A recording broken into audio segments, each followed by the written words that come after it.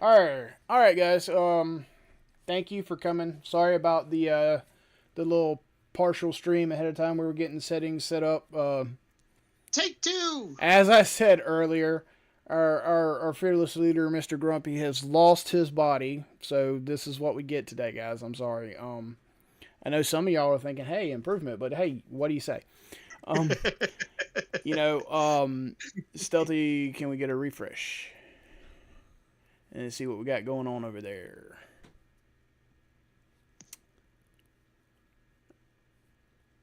No, they have to go to the live.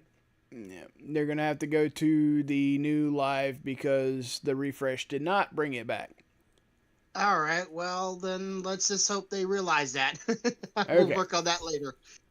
All right. So thank you for those who are here today. This is the Bear Talk podcast. We usually do this every Friday. Sorry, at 5 o'clock Central Standard Time and 6 o'clock Eastern Standard Time.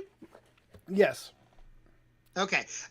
Sorry for this week. As you can clearly see, as Corvette said, I am without body because I am without computer. I am now talking to you through my phone as if this is some kind of awkward late night date talk. I Oh feel like talking baby, to I've been waiting all day. like I don't know you and Stealthy, but I'm pretty sure like this pretty much everybody did this when you were first dating. You would talk to each other on phone for hours. Yes, I remember. That's what it feels like I right remember now. that. Dude, listen, I'm gonna date myself. I remember prior to cell phones, I had to have my own phone line in my bedroom. You know, the hard line. Oh God. So Hang up the phone. Why? I want to use the internet.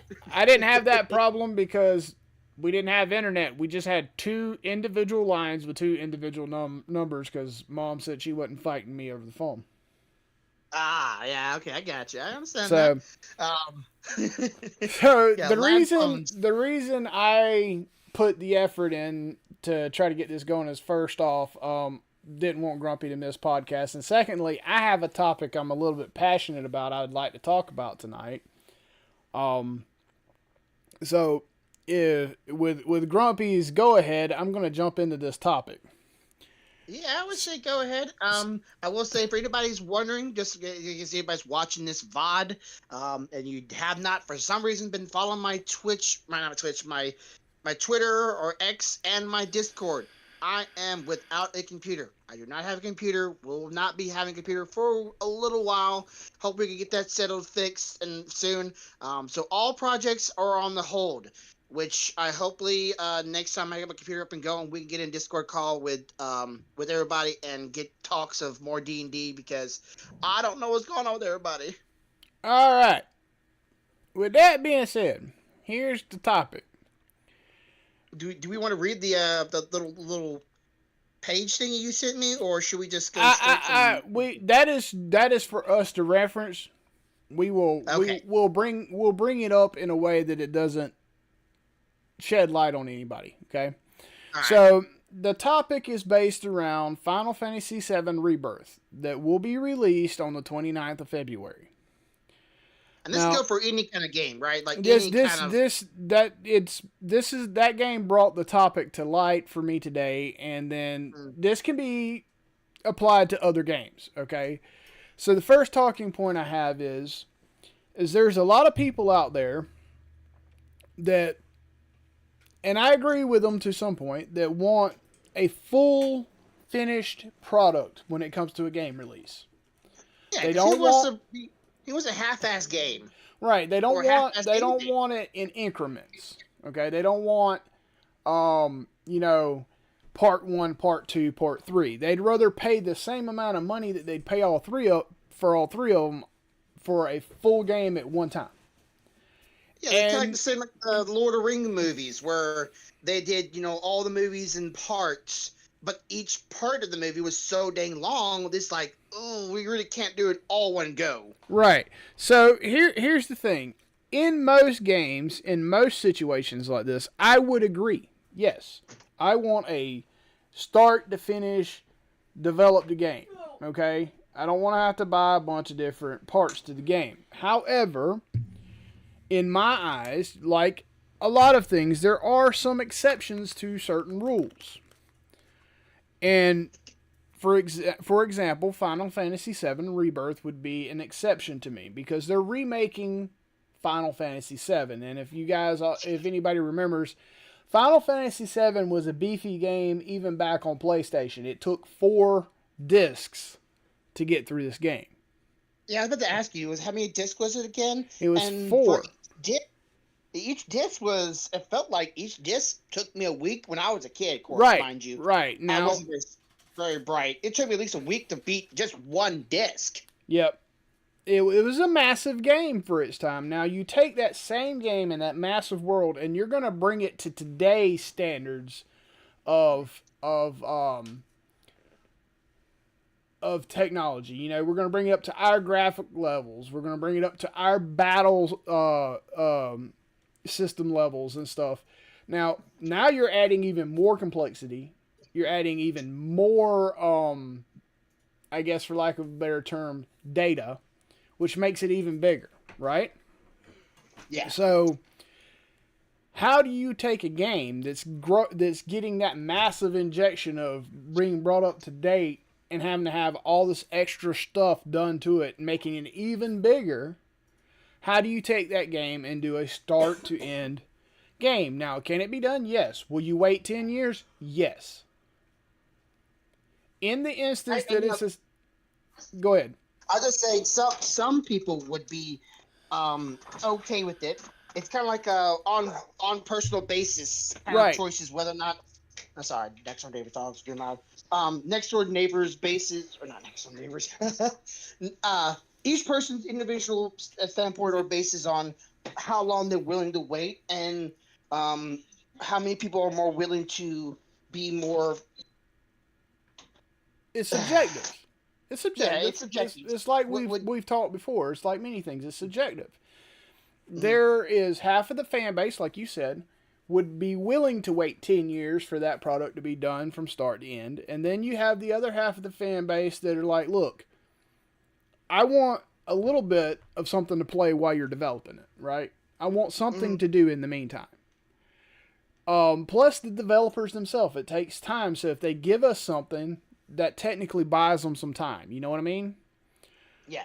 Not to mention, you don't always have the capital to do a 10-year project out the go. Okay, sometimes you need to release it in parts because you need the first part to partially fund the second part to partially fund the third part, right? Yeah. So in this instance, with like a Final Fantasy or a game of that nature, I get the whole let's break it out into parts, let's release it in parts. From a fiscal standpoint, from a fan base standpoint, there's people that want content to play as they're developing. I get it. So to me, for a game like this approach is acceptable. However, as I found out earlier today, there are other people who do not want to make an exception for this rule at all. What they want is a complete product. And I don't fault anybody for that. Everybody wants a complete product. I get that, okay? I'm just saying, as my point of view, as I would like to say, I would think this game would be an exception to that rule. Now, what do you think? Well, I think people are only saying that like, oh, I'm willing to wait to buy a game when it's a completely finished product. They don't understand the scale and longevity that will actually take. They'll say it now, but they'll be singing a different tune later on, a year or two later, going, okay, I said I was willing to wait, but where we at on this, right? They would say they want it, like, I would wait until 10 years for this game to come out. But then a year or two later down the line, they'd be like, okay, this is too long. Come on, it's the game. Right, and I placed that argument myself earlier today, saying that is something that happens, and then I was hit with they don't have to tell us they're making it, so then there's no reason for us to badger them. But I was like, let's be real. They're making with this game specifically, how well is this game known? A lot of Yeah, the people know first this. game was huge news. Right. So this game is well known. Even if you didn't talk about a remake, let's play like we never heard there was going to be a remake. How many of us Hmm. was still sitting around the house going, "Damn, I wish they'd remake this." Let me send them a message. Hey guys, let me. They're still getting badgered because you're still gonna want it, even if they don't tell you. So that I'm changes sure there were. nothing from that standpoint. I mean, hell, I'm I'm still sure they were. badgering them. I'm still hitting them up for a Final Fantasy VIII remake. Yeah, I'm sure they were badgered for a remake of some of these games during the PlayStation 2 or PlayStation 3 Yeah, era. It wasn't. they've probably been being hit for a remaster on 7 for a long time, you know? And Yeah, it's one of the most iconic ones. I don't know now. Is it the most beloved? That's person to person, but it's definitely one of the more iconic. right. And so in my from my point of view is if it's a game that's well known, if it's a game that people played a lot, if it was popular, if it's something that people enjoyed, it doesn't matter whether you're telling them you're making a remake or not. You're still going to get hounded about it. So breaking it up into parts gives them something to keep them off your back for a little while. It may help you fund the next installment if you need the funding. And you don't have to wait 10 years for content. Sometimes you might have to wait 6 months because you finished it, you know. But 6 months is better than 2, 3, 6, 10 years, you know. Yeah. Maybe So people are looking at the game through the lens of the game that's already been made. Now just splash nice graphics on top of it, and the game's made. but that's not Maybe how that's that that works. I know, but they're seeing it as such a it should be such an easy process, like a manga to a TV show, right? There's just the content's already out there. Now just turn the manga into a TV show or a comic book into a movie. It's like it's not that It's not that easy easy. because there's always some things you got to fill it in. There's always some blank moments you got You to put into the get into it that has not been betrayed. you have to modify the content some for the media that you're pushing it to. You And into know, modern day, game you're development too. going Like you're going games, from pixel development to 3D gaming engines that can make it so realistic you can see the hair on the character's face. I mean, that was one of the big things when Remake come out because they did a screenshot of Cloud in the game and zoomed in on it and you could see hair follicles on the dude's face, you know? Now you're telling me that it was simple for them to take this pixelated character and turn it into that? No. That was yeah. that was that's You freaking got voice weeks, act. months of a team's effort to do that. Yeah, then you got voice acting for every single region.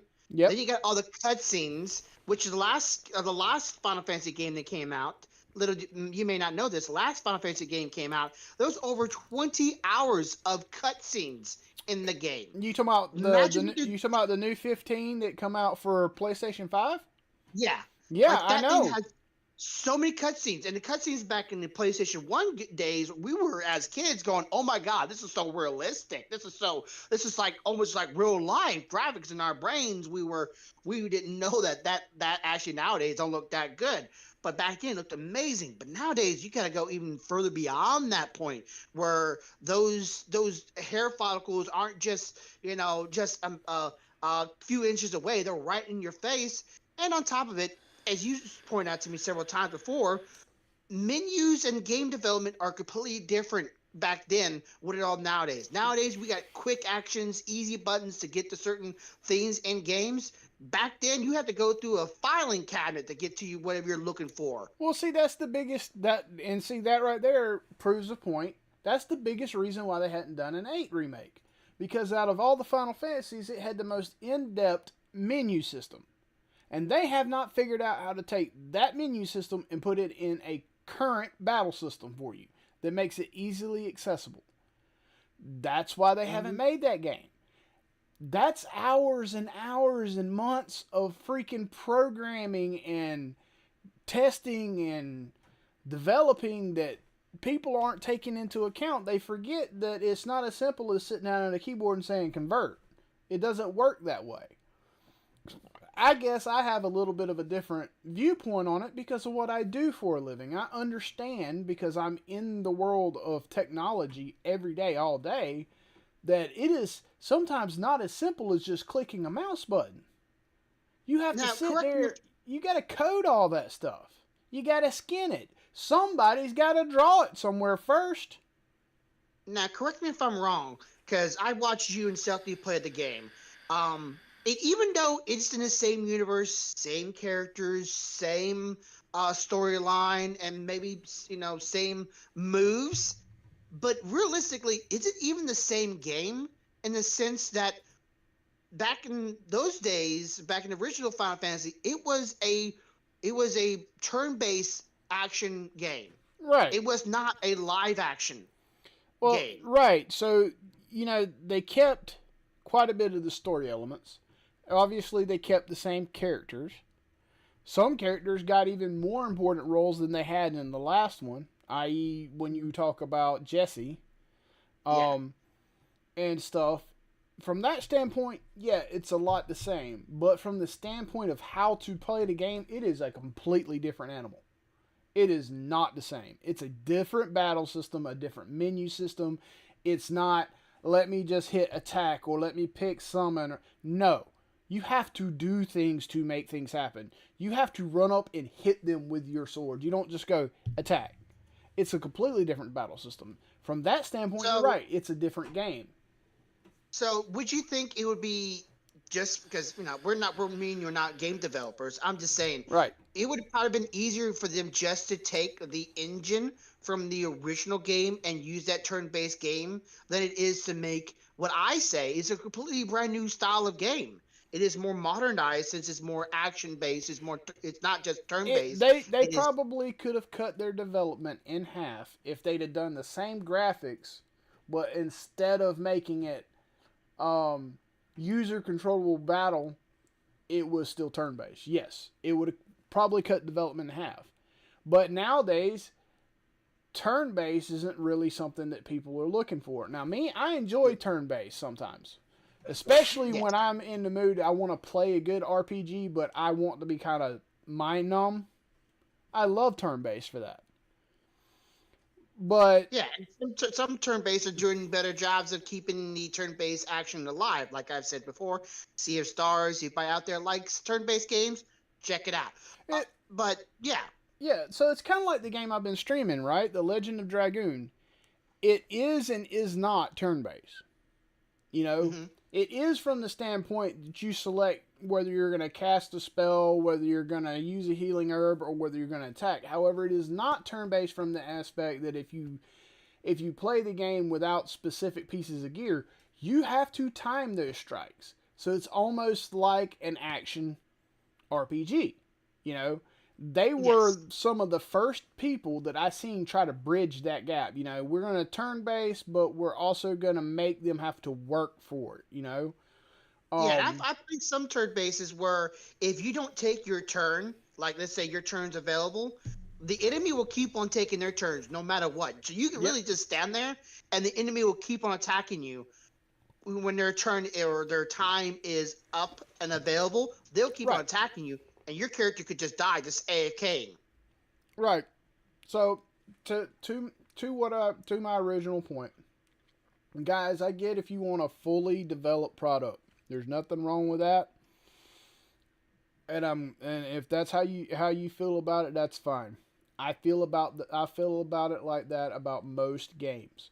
However, like I said, I believe there are some exceptions to the rules, and I believe like this game and a few others that I've played in my life are so massive and they require such development and attention to get them to today's standards that I understand them releasing it in pieces.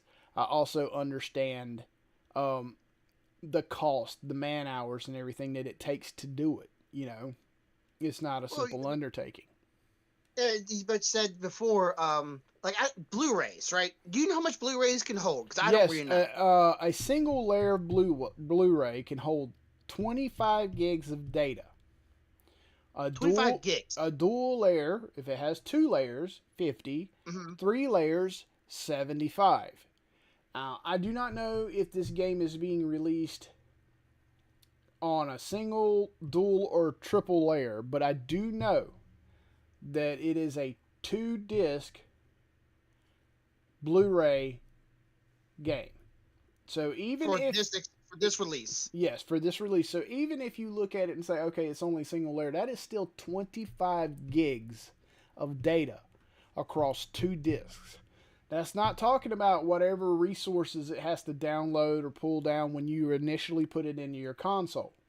So I would venture to say this game could easily be 96 to 100 gigs when fully installed and running from the disc. From a single disc, right? Not From, both discs. from a single, yeah, from each disc. Because you're going to pull new resources and stuff for this too. So you got 25 plus whatever it pulls. So I'm saying Now, it could easily weigh in heavy, you know. Now, I would not be surprised after, let's say, the game is completely, fully completed, done, brought out to the market and sold, that they don't go and just say, all right, for those who want a complete pack and haven't played the game, here's all the games in one bundle, flat price. There we go. You buy it out. After they've already made all their, thousands, not millions of dollars off this game. And They've done that in the past. I'm sure And I'm they cool with that. will. I'm sure they will. The only thing is I'm just kind of confused about is like how much space each disc is needed to take just one part of the storyline. If they were to download it onto their hard drive, 'cause some people out there that download this, they're not gonna be patient and wait and go get the disc from the GameStop or the local store Right. or get shipped in. They're gonna download to their things. And most games nowadays are getting bigger and bigger and bigger. It's not like just like, hey, you have a bunch of, let's say 5 gig, 10 gig, 20 gig games. There's a bunch of 100, 150, 200, 300. There's some outrageously large games and capacity of storage that even especially if you're a console user, you can't just go and pop in a new hard drive into a second slot bay and go, all right, you keep on going. You got to go out and buy a brand new extra hard drive just to play your games and keep on playing them. Right. That's just a pain in the ass. Well, So see, you're that spending is more money having to do all that. that is why whenever I purchase a console, I tend to go ahead and get like a 3 or 4 terabyte external drive to plug it up to it right out of the gate. Because I know that's going to happen. And even with that, I have still had to uninstall old games before to be able to install a new one. Yeah, that's what I said. Like, even then, I still feel like that's not going to be enough because the progression in games, especially video games industry, the progression of data required just to download one game Right. is getting outrageous, and it's almost to a point where it's not just the limitation of what developers can put out there at one time, it's the limitations of physical media to be able to hold all that information and then give it to their people with such a high demand for all that, and of course the money to make it to make the product. Right. So it's just, and since CDs are still in use, DVD, Blu-rays, and since they're still in use, I think they should honestly. I thought this a while back. You might think this is crazy. You might have a tons of reasons why this might not work ever. But I'm just thinking, why not just put all this in one like beefy USB drive and then go and put it inside of a case and go, there you go, there's your game. No more CDs. And they can do that. They can do it. They could. They could absolutely do it. Let me give you an example. Let's talk about an operating system for your computer, right? Yeah. You don't nowadays. You don't. If you buy an OS and it has physical media, it's coming to you on a USB key. It's not coming Yes. to you on a disk. It's not coming to you any other way. It's coming through USB key. That being said, they have USB keys that are like 256 gigs, and they're cheap. They don't cost much, $30. You know. Yeah. It can happen, and I firmly believe at some point, probably in the next 5 years, you'll start seeing it. Like, I got the idea when I first got my Windows key. I'm like, Like this is on USB. No more, no more CDs. I am all for this because the dangers of CDs. I love physical media, as you well know, but I've always had the same problem like everybody else. They get scratched Yep. just one good time and it's donezo. And I remember this happened to me, a few years back that I had a CD game that I had a CD repair. So it got scratched and I'm going, not a big deal. I got a CD repair. I'll just repair it. And it worked. It worked just wonderfully. Trade that gate in and they will deny or like, GameStop. I went to GameStop and they're like, no, we're not taking the game. It's like, why? The game's been repaired. Yeah, and it works. Yeah, but we can tell it's been repaired. And what? But it worked. It's still a game. But yeah, you're taking scratched in games all the time as if like that's completely fine. Okay, Right. whatever. I just disc or like even when a PlayStation 1 came out and I was so used to Super Nintendo and all that stuff, I still had CDs for music. I knew the dangers. The moment I saw PlayStation games went, oh my god, I need a case for this. Yep. Absolutely. So, with that being said, I'm going to jump into the second half of this discussion. Mm. So, this game specifically, when they did the first part of it, remake, like we discussed earlier, they kept a lot of the same. They have the same characters. They added a few new characters. They kept some of the story elements. But they added a few twists on some of the story elements. So, at this point in the game, it is very reasonable to say that we can expect to see a lot of the same locations, a lot of the same characters, a lot of the same storyline as the original game, but they have left it in a way that there could also be some new twists added, some new characters added, things like that. So, my question is, if you had to choose something you would want to change from the original, what would it be? And if you had to pick something you do not wholeheartedly do not want them to change, what would it be? Okay, so this would be probably a big contention, and some people would like, no, you cannot change that. You cannot. You just can't. And I always say this and I'll give my reasons why behind this. Okay, so as you well know, playing any game, especially when I was a kid, you play characters in the game and you start working on them, you level them up, you get them strong, and you like that is your bread and butter character, right? You Right. ever have that in games? Yes. And you put a lot of time in that character. I mean, hours, if not days, weapons, gear, you name it. And I've when I was a kid, I normally fell into the kind of groove where when I found a certain clique of characters, I didn't very much change them. That was a bad thing when I was younger because, well, some games make you change them, whether or not you want to or not. Yep. So I found out later on that I needed to level my other characters. But at a young age, I didn't very much know that. But you start getting attachment to those characters too. And it kills me when that character you put all the time and effort into just to get stabbed in the back and then no longer playable. Yep. And then you're sitting there going, well, there goes my team and my character. Now I gotta level someone all over again. Right. So, and I say this because back in the PlayStation 1 era, there was a bit of a glitch that you could put in the game, you might Yes. say. Yes. Like, you could bring back said character, but Well, said character had no involvement in the game no more. you didn't really bring them back. You more like put her on a skin. She was Yeah. being worn by another character. Yeah. So, I would find it really, really interesting if they just say, there might be, maybe, a special ending, a different ending that might change the entire story entirely. You can see how the original story if you want to, but if you just do this one little hidden secret thing in the game, you might be able to keep someone alive. Yeah. That's what I want. Yeah. There's a lot of I people. want to. There's a lot of people that feel that way. I'm sure one of them are sitting over here next to me. She would jump for joy if a specific said character didn't get stabbed in the back. And just see what happens. Aerith.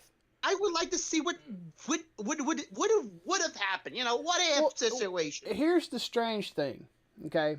And this is, again, all hypothetical. It's out of my head. This is what I come up with, something I've been thinking about. All right. With that particular character, if you look at the way the first part of the story has gone with Remake, Yeah. it's almost like she knows some things are coming that she didn't know was coming in the original. Right? Yeah, okay. So I'm wondering, this is just me positing an idea, if what they're going to do is make it out as if the reason she knows these things is because she's already experienced them. I'm wondering if they're going to make the original kind of like she had a dream. And that was the dream, was the original game. She knows these things are coming. She knows how it's coming. And maybe she'll choose to do something different that might save her life.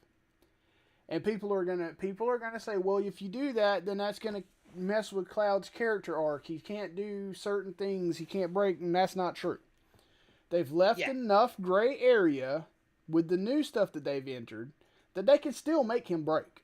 He can still break. He can still have his character arc. It might not be because she died, but there are other things they've added that could still make him break. Other characters they've already introduced it into the story that wasn't really fully fleshed out or still alive or going at the moment. Right. So it's very possible that he can still break even with her staying alive.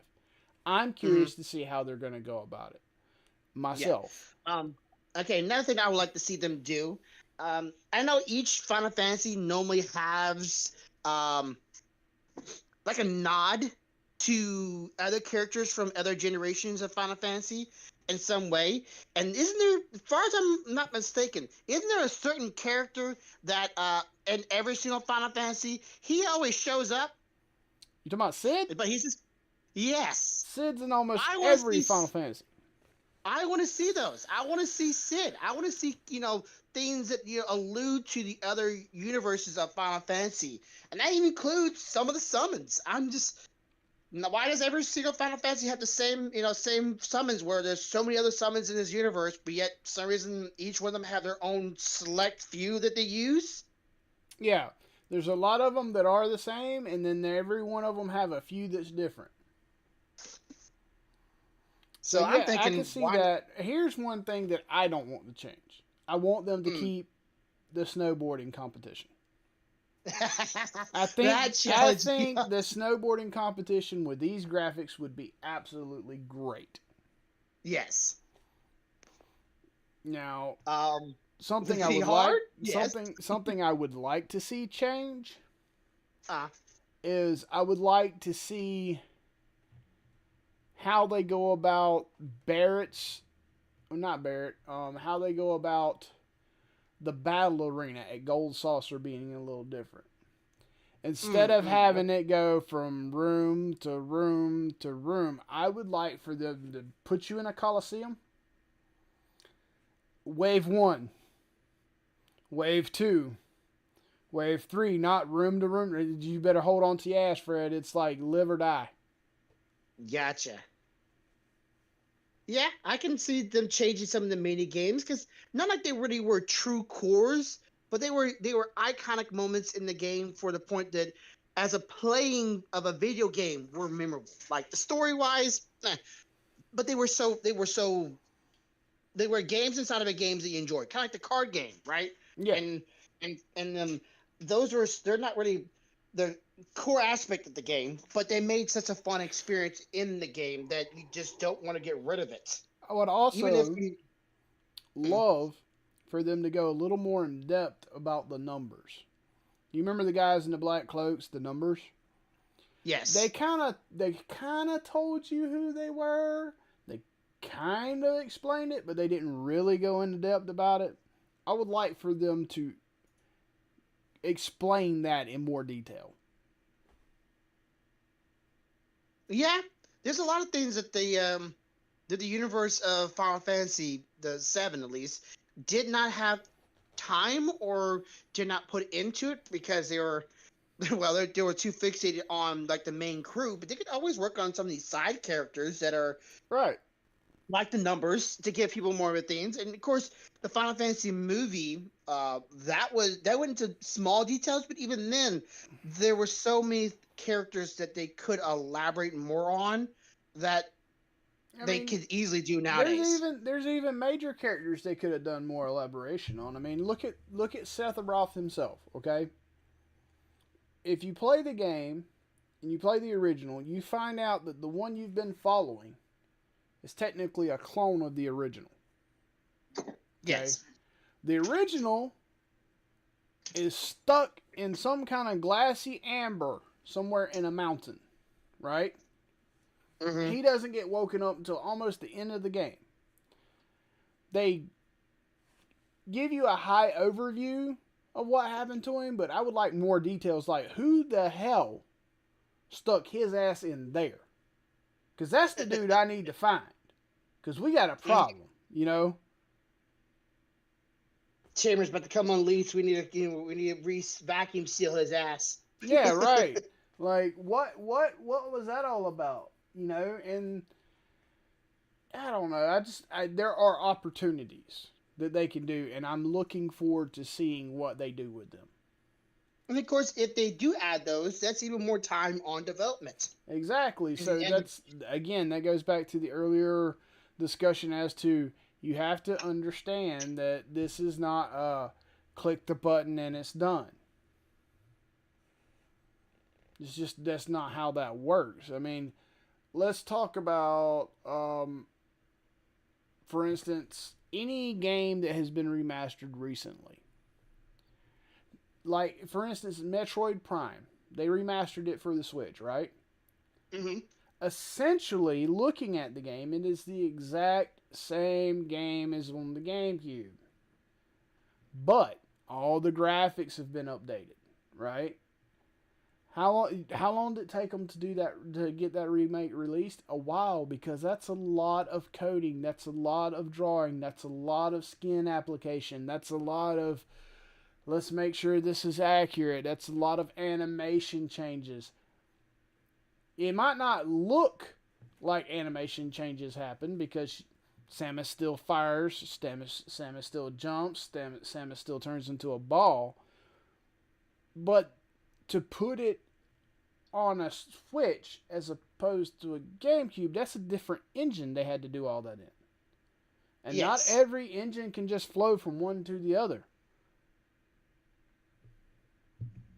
And of course, that one probably were just a little bit easier in time development because it wasn't a full like it didn't go from a turn-based strategy game to a action battle game. It went from action to action.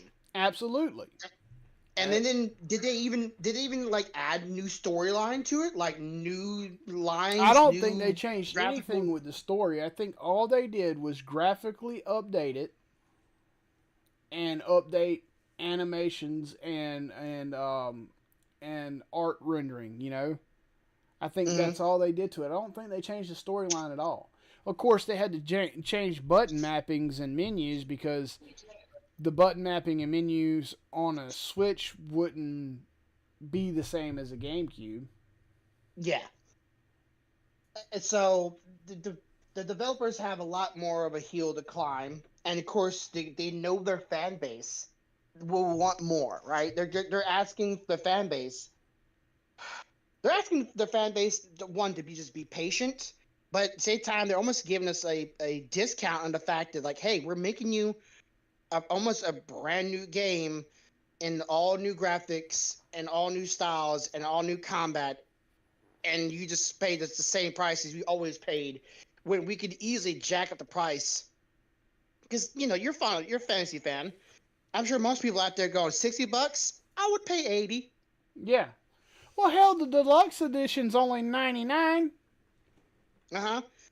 So you're getting a lot, and they're already putting so much more into it because you've already told me they've already added stuff to the storyline that wasn't in the original, not in just in graphics and gameplay, but in characters and stories that have maybe been left out they couldn't put into the original that they Yeah, wanted to. Because I'm sure every game developer, when they first make the game, going, God, if I only had just a little bit more time, I could have added all this stuff to it. Or God, if I had just a little bit more money or bigger CDs, I could put all this stuff that I want to put in the game, but I can't because of limitations. yeah. I mean, like I said, Jesse's character arc alone. Jesse had no character arc Well, not one that they could include. in the original one, not one that they could include because It was there. They admitted it. It was there. It's just they couldn't do nothing about it. they couldn't do. I mean, you took a character that you interacted with to get a pass, you interacted with when riding a train, and you interacted with when she was killed on a tower, and turned it into we're going to go meet her parents, help her do this side quest. She's going to offer us pizza. We're going to go over to her house. We're going to watch this horrible death scene. I mean, that is already way more than what, we originally signed up for because they've added all that. And they didn't just do that with Jesse. They did that with all 3 members of that freaking Avalanche team that ends up getting killed. They did it with all of them, all 3 of them. And then they added in a completely new way to earn a summons. Now you go talk to this dude and he puts you in a battle simulation. And if you win, guess what you get? The summons. Oh yeah, I remember seeing that. It's not as easy as just walking around going, oh look, there's some materia right there. No, you go do these battle simulations to generate the materia first. Then you can have the summons. Correct me if I'm wrong. Do you have to beat the summons in order to obtain them, or do you just just get it? Because I remember watching somebody fighting them. I'm going, wait, you gotta beat them before you get them? That kind of sucks. Well, yeah, because the way they're doing it in the new one is the kid puts you in the battle simulations, and I think you have to do a set amount of simulations and win a set amount of times, or meet a set of criteria before he can generate the materia for you to have that summons. Okay. Because I remember it's like when I was a kid, you had to go find a certain beast and pull it, steal it from their body. You had to go to a certain location, do a certain event, and be able to get to come out. You had to kill so many monsters in order to show up. You had to look in this hidden location on an island in the middle of nowhere that you had to breed chocobos to be able to ride the fucker out there. Yeah. So there was always this. It was like a treasure hunt almost. It was a gotta catch them all, gotta collect them all kind of gathering system. And I like that. I like that aspect of just the hunting it down. But maybe nowadays people are not willing to do that because that's just too much. But then put that in a video game, that's hours of content. 2 things I'm looking forward to. Chocobo breeding and the chocobo races, that's one. The other one is I want to know how they're going to do Knights of the Round, the summons for Knights of the Round. I want to see it. I want to see how it happens. Because if you remember in the original one, when he does the summon, all these different knights appear and do the attacks, right? Yes. But if you watch the movie that you referenced, when he done it, his sword split into all these different swords and he did all the different attacks. Right? Yes. So how are they going to do it in the game? I would prefer them to reference the movie because I still think that scene was awesome. But at the same time, the idea of knights just coming out of the ground and then all like attacking, that also sounds so cool. So yeah, I'm looking forward to that. I do not want them to take Chocobo Racing out. That was one of my favorite freaking games. Yes. Inside of the original game. It was such one of my favorite things that I have had Stealthy sit up at night and race chocobos while I fall asleep just so I could watch it. It's sometimes simple games like that. You just find yourself so enraptured in it. Just so much fun to play. And you take something like that and people have memories and fondness of that.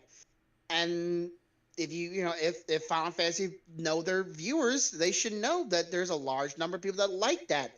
But at the same time, if they sacrifice that for something else new in the game, how many people would be willing to accept that change?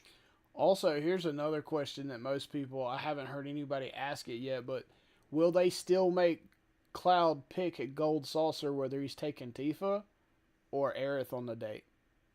Because remember, you had to pick. Yeah, pick the girl, but then you pick the wrong one. It's like, God dang it. Because if you pick Aerith and they don't change it and she dies, then you've run a risk of upsetting Tifa, which will end up being your love interest. Or if you pick Tifa out the gate, but you secretly have feelings for Aerith, then you're going to be pissed when she dies. There's just a bunch of things, Okay, I haven't played the game. Can you play or use Aerith? In the new one or the old one? The new one. Oh yeah, hell yeah. You can play her. Okay, so you can still put a lot of time and effort into her, and she still can get. God, You damn right, because she's badass. It would bug the shit out of me. Like, I know sometimes developers put secret things in games. They always do that because it's just a fun thing to do, especially if you're a passionate lover of the franchise in the first place. But there's also sometimes they put secret things in the games that people don't find out how to do it for like years. Like this was one game. It took people over 20 years to find out a secret that was in a game that was 20 years old because the developers hit it that well. I don't want that to happen to this game either. It's like they added in the whole had to do the dance thing at the brothel to be able to get the dress and all that stuff this time. I love that. I watched Stealthy do it a bunch of times. I love it. It was freaking hilarious. And the music wasn't bad. I enjoyed it. That was something they improved upon that I enjoyed immensely.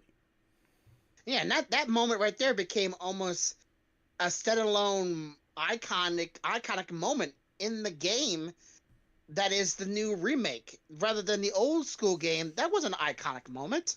No, you ran around and had to do some little side quests to get all the items, and then you put it all on, and then you got in.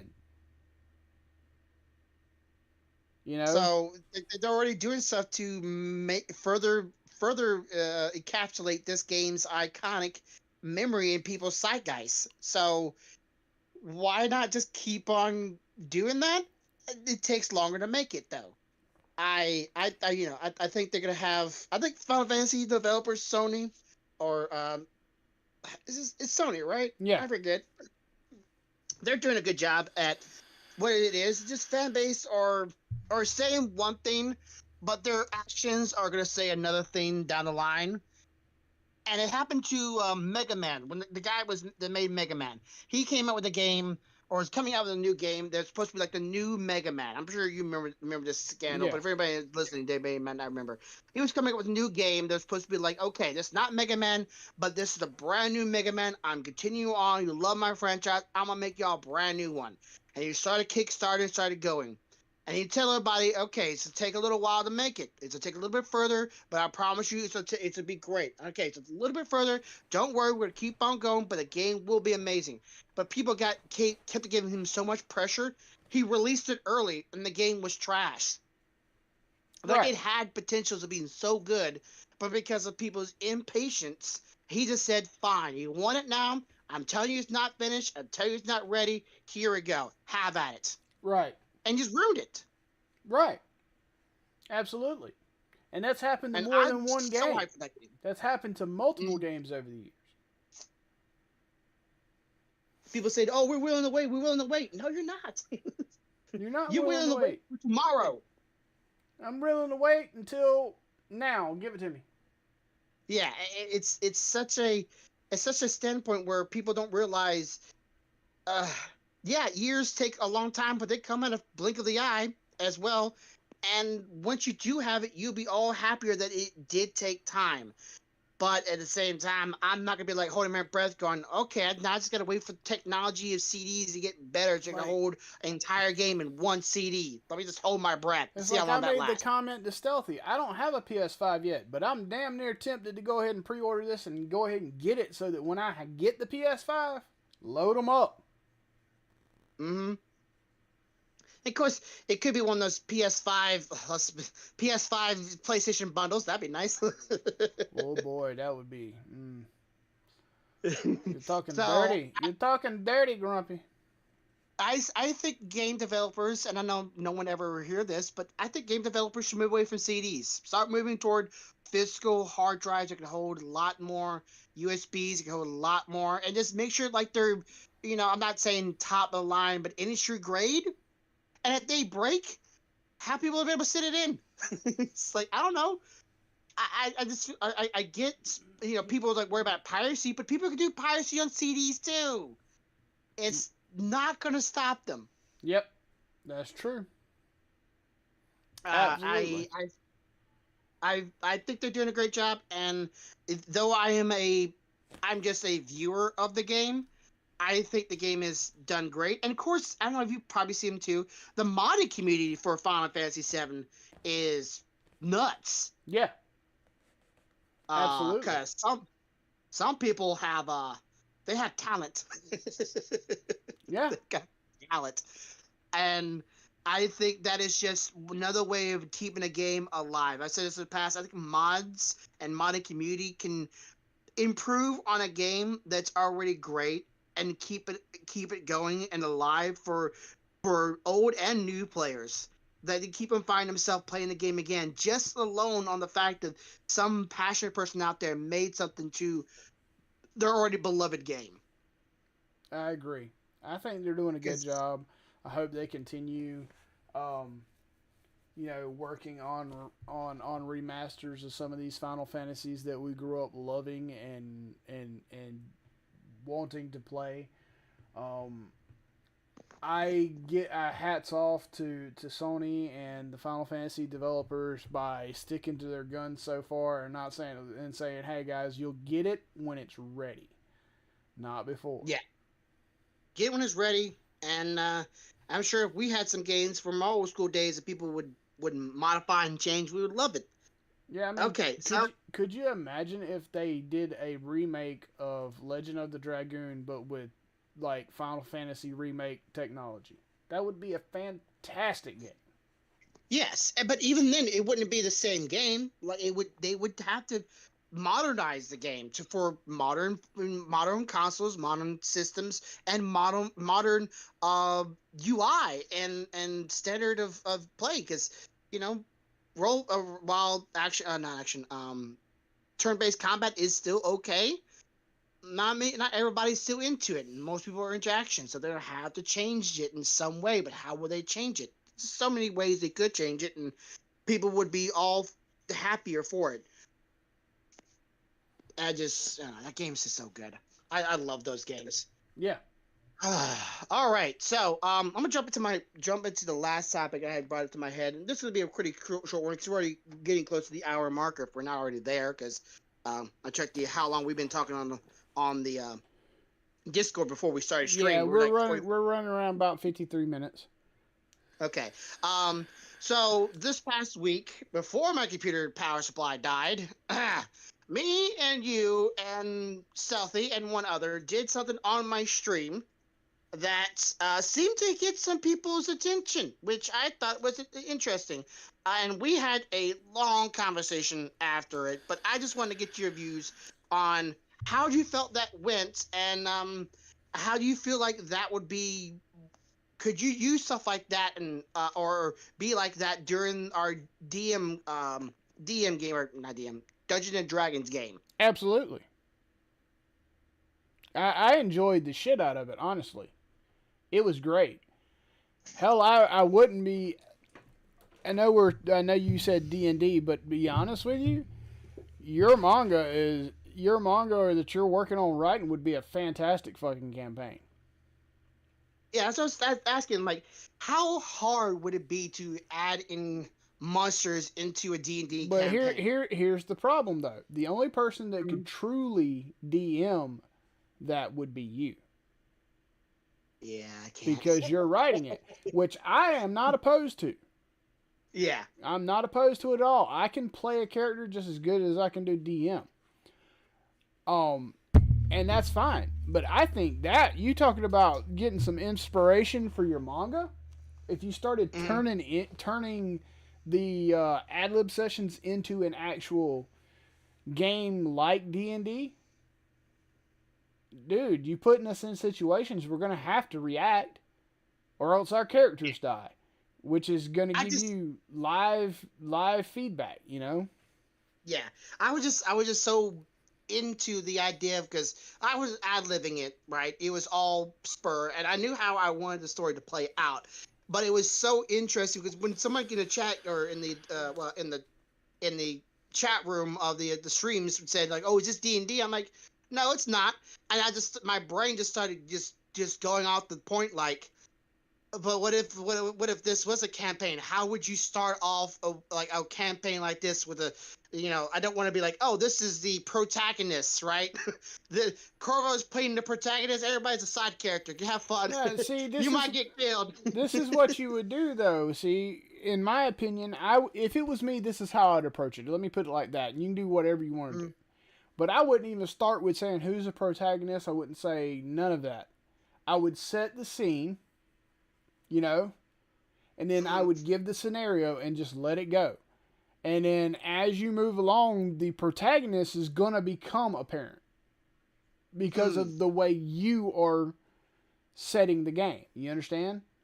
Gotcha. You don't even have to say, you know, this person's the protagonist. You could literally open up with, hey, it was a misty night when a figure appeared outside the edge of the forest. When he awoke, he was startled to find that he was in a different world, and he's seen some things that he hadn't never seen before, some creatures he had never seen before. He decides to approach them and or attack them and go.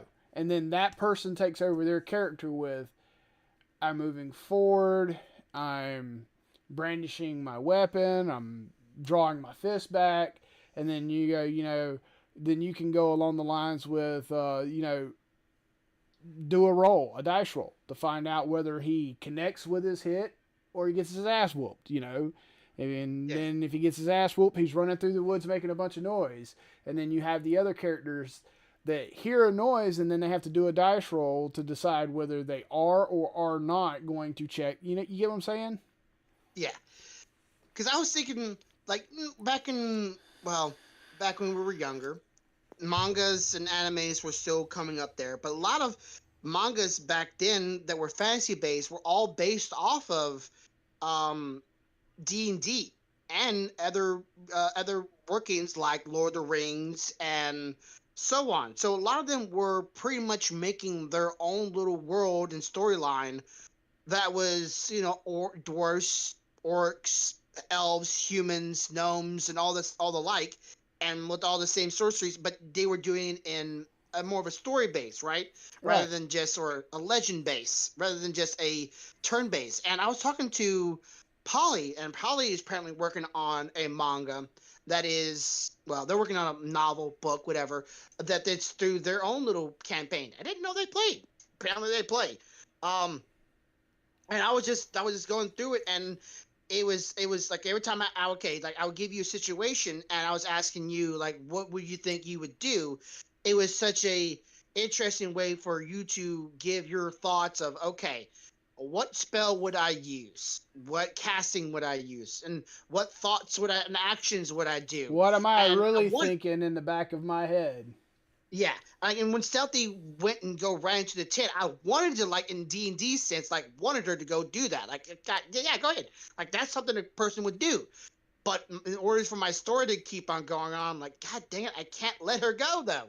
So I had to figure out a way to go and let her go, but not let go into a tent and see them fucking. Sorry for Right. cussing, but that's what they were doing. Right. So having them have the intercourse, whatever word. So I didn't want her to go into the tent. So I'm like, okay, you go up to the tent, you stayed outside of it as if they could hear you, but then you walk back because I can't had to go into it because well, that's the cane to go find out and find out there's more than just having fun time in there. So I was having fun doing that, and the sense of it was almost role play, but it was role play on a rails. But I wanted to go off rails. I so wanted to go off rails. Right, but here's the thing though. You can start with a general idea, but it can develop any way you want it to. And if you're looking for true, like, how's the story gonna flow, then you can make it, decision. Okay, think about it like a decision-based game, right? Mm-hmm. So she had a decision to make: go into the tent or investigate around the tent. All right. So she dice Mm-hmm. rolls. If she rolls a low number, she investigates around the tent. She rolls a high number, she goes in the tent. Then you have to think of what the fuck you're going to do next. So that's like a spur of the moment inspiration. You want to make it live, make yourself have to live it. Gotcha. Okay.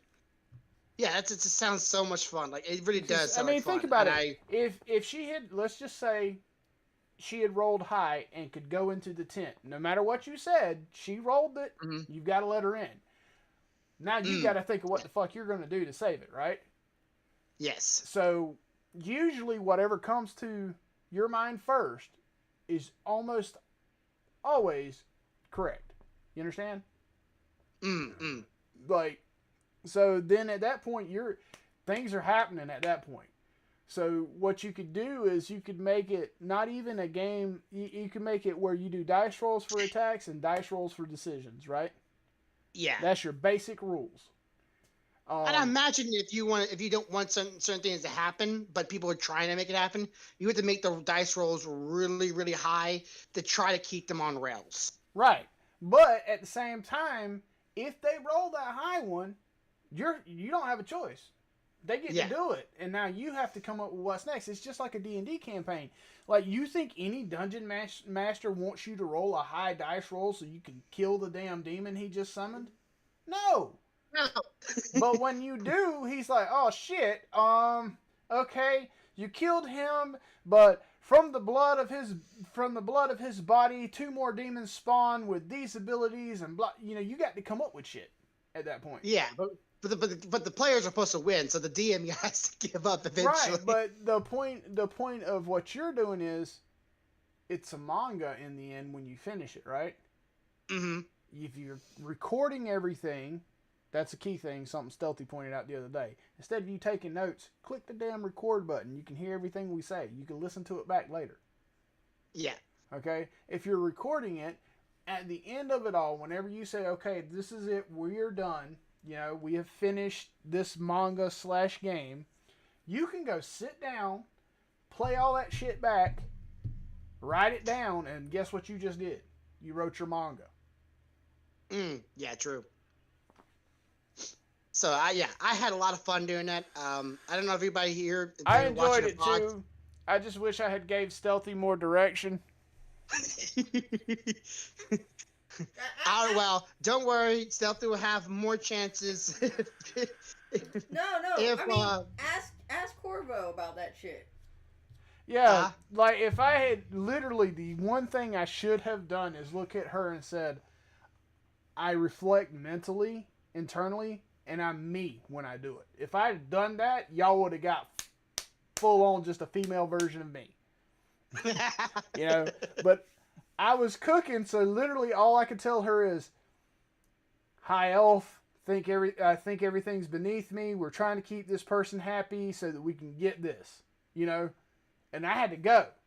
She didn't realize that I was having internal thoughts of how much of a peckerhead Kane is and shit, So she didn't put any of that in there. She just knew she was supposed to keep Kane happy so we could achieve our goals. So she was being sweet as honey,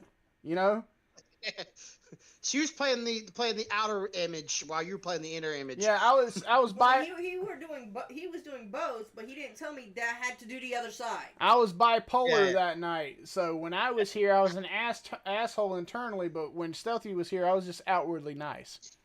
yeah. Which like I said, I'll probably have to ad live some new stuff for end of thoughts because there was a couple of spots rewatching it. That's like, yeah, I don't know what he's thinking. So I could always ask you what you might be Yeah, thinking or yeah. have You you can listen you to it can again and ask me. You can give me. You can say, hey, when we did this, what would you have been thinking? And I can tell you that. That ain't a problem. yeah, because there was a few moments that I'm like, okay, well, and of course, there's some moments that people were doing the little text to talk. I'd turn it off that I couldn't hear. It's like, God dang it, I had no idea what they said. That's not a problem. But yeah, I want to do that again. I definitely want to do it again. Um, like I said, those characters will come back at some point. I just I don't want to spoil it at what point or how long or if they're going to be like main Uh, characters.